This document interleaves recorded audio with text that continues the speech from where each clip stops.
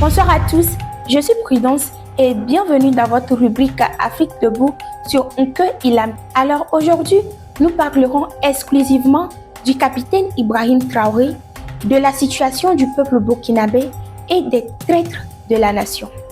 Il faut avouer que ce qui se passe actuellement au Burkina Faso, c'est très grave. Pas seulement à cause des ennemis extérieurs, non, mais plutôt de ces Burkinabés qui, entre eux, sont en train de saboter la révolution historique de leur pays. Pourquoi de telles initiatives et dans quel intérêt? D'autant plus que nous avons besoin tous ensemble de construire une Afrique forte, unie et libre afin de permettre l'émancipation de nos peuples et de nos générations futures. Vous l'aurez compris, nous allons parler plus précisément de la dernière tentative de coup d'État au Burkina Faso et surtout de ce qui s'y passe réellement. Vous êtes prêts? On démarre l'histoire.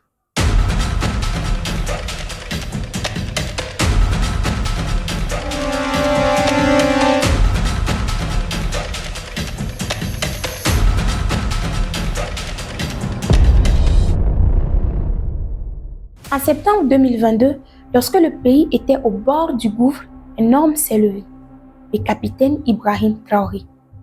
Il n'est pas venu s'imposer, non. Il était venu libérer son peuple. Il répondait à un appel, celui d'un peuple qui en avait marre des injustices, de la peur, de la soumission et surtout de la négligence, mais au profit de qui?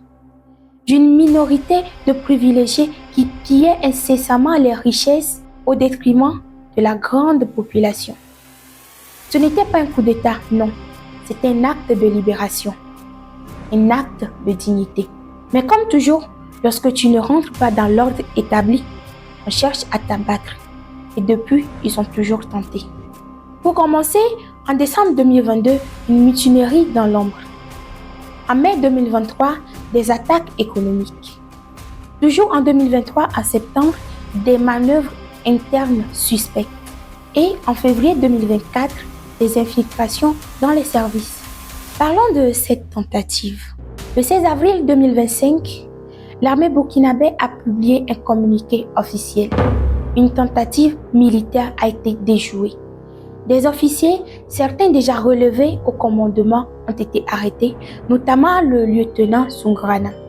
Leur plan, prendre la présidence, saboter la transition et livrer le pays à ceux qui l'ont toujours exploité. Des complicités ont été suspectées depuis la Côte d'Ivoire.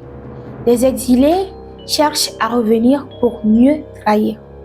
Mais ils ont échoué parce que l'armée burkinabé est très préparée et le peuple la soutient.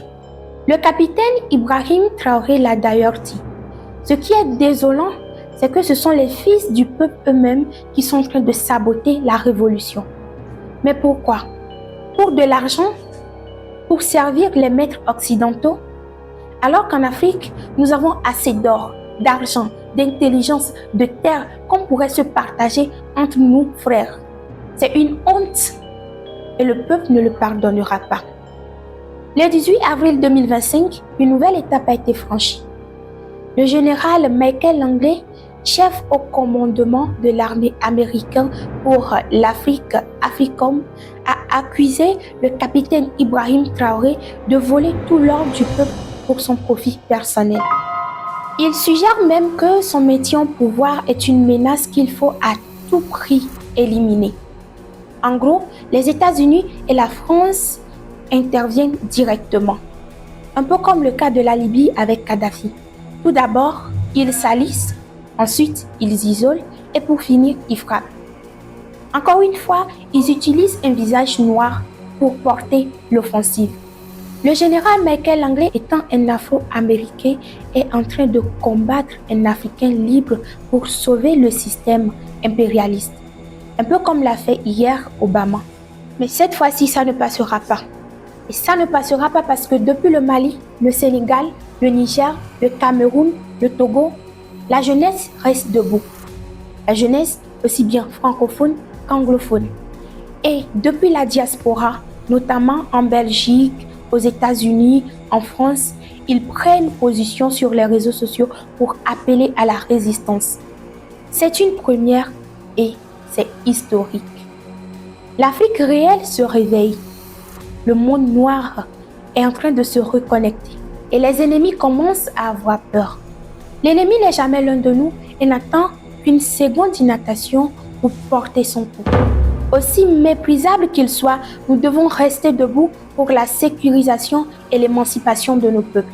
N'hésitez pas à vous abonner, à liker, à commenter et à partager continuellement cette vidéo pour édifier encore et encore sur les faits qui heurtent l'Afrique.